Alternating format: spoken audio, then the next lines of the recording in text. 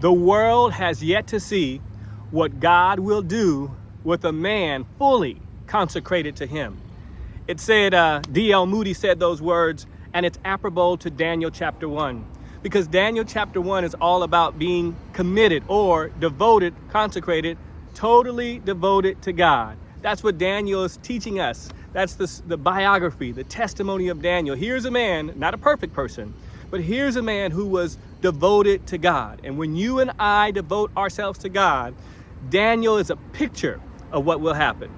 So simply put, you know the story of Daniel. Daniel chapter 1 begins with Daniel, Hananiah, Mishael, and Azariah being taken into this foreign land, Babylon.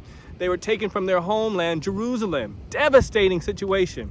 And yet when they get there, they decide to continue their commitment to God, their devotion to God. They're determined to be devoted. And this teaches you and me what God does when we devote our lives to God. First thing this text teaches us, look, interesting enough, Daniel is never referred to his foreign name, Belteshazzar. He's never referred to that. We can't even say it because he's never referred to that. Because he was so insistent on holding on to his faith, which included his name. Daniel, meaning God is my judge. Like Tupac, only God can judge me. God is my judge. And so he refused to be called a foreign name that meant Baal, this, that. He didn't want to do that. He said, no, call me Daniel.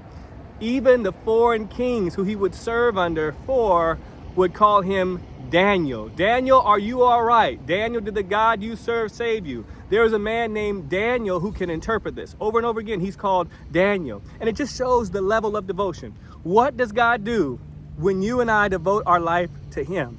I'm getting excited. The first thing this teaches us, Daniel chapter 1, verse 8, he says, but Daniel determined not to defile himself. He was devoted. The first thing the text teaches us is this. Look, when you devote your life to God, God will call you into service. Now, I know that might seem small, but it's large. It's the idea that no matter who you are, no matter what you've done, no matter where you are, no matter your position, no matter your title, that's an airplane. No matter your position, no matter your title, no matter where you are in life, you might be 5, you might be 10, you might be 15, you might be 50, you might be 75, you might be 85. God says, I will use you in my service. That's participation. I have young children, and it's interesting to watch how they want to participate. They want to be part of it. As they get older, it's not the same energy, but they still want to make an impact. They still want to make a difference. There's something significant about service. God says, when you devote yourself to me, I will call you into my service. It's a wonderful verse. It's 2 Timothy chapter 2, beginning at verse 20, going all the way to verse 22. It says, in a house, there are a lot of different pots and pans, vessels it says, but there are a lot of different tools for eating, for Tupperware pots and pans. It says there's common stuff and then there's exceptional stuff. And it argues, it says, the text goes on to say, those who want to be exceptional in the service have to be consecrated, cleaned, or kept pure for this service. It reminds us that when we devote ourselves to God, and the greater we devote to God, the more God will use us in his service. If you want to be used by God, devote your heart to God, and he'll show you a way.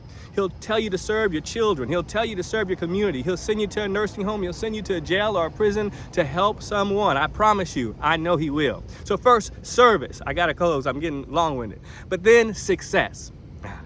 God says, look, if you devote your life to me, then I will give you success. God's success is a certain kind of success that comes with not problem-free, not struggle-free, not always easy, but in the end, you win. Bible, in fact, says, commit your way to the Lord, commit your work to the Lord, and he will establish your plans. That's Proverbs 16:3. Proverbs 16:3. Commit your way to the Lord, and he will establish your plans. If you want to really be successful in life, devote your heart to God. Determine you will be devoted to God. When you do this, you will be successful. It may not be how you think, the way you think, or where you think, but God will make you successful Yes, if he has to change your career or change your place, your workplace, God still says, devote to me and I'll make you successful. So first, it's service. It's participating in God's plan. What a joy. Participating in the master's plan. But then after service, it's success. That's promotion. That God says over time, I'll make you prosper. Yes, but then after service, after success, Daniel teaches us that when you devote your life to him, you will be sustained. Daniel chapter 1 ends by saying, and Daniel served until King Cyrus. That's Daniel chapter 1, verse 21. And if you're rushing, you'll miss past that last verse in Daniel chapter 1. And Daniel served until King Cyrus. You may not know who he is. What's important is this is 4 kings later. 4 kingdoms later. Literally, Daniel served. He started serving between the age of 14 or 17, but we know he served for 70 years. God will sustain you. He went through a lion's den. He went through a fiery furnace. He went through hatred from those he was around and with, those who were jealous of him. But look, God kept on keeping him because God is a keeper. Look, God will sustain you when you devote your life to God. Somebody who's got a little gray hair ought to be excited about this. Someone who feels like their time is up, be excited because God says, I'm a sustaining God. I don't know if you're familiar with dendrology. Dendrology is the study of trees. And those who study dendrology says that the oldest tree is the Great Basin bristle. The Great Basin bristle. They say it is literally 5,000 years old. And that caught my attention because the Bible says that you will be like a tree planted by waters.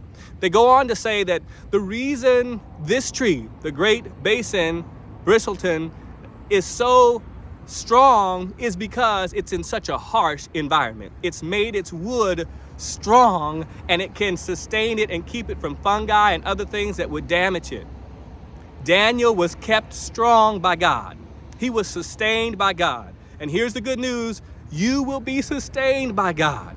You'll be prolonged. You'll be allowed to participate. You'll be promoted, but you'll also be prolonged, sustained, because God says, devote your way to me, and I will keep you through any and every seasons. God bless you. Go in peace.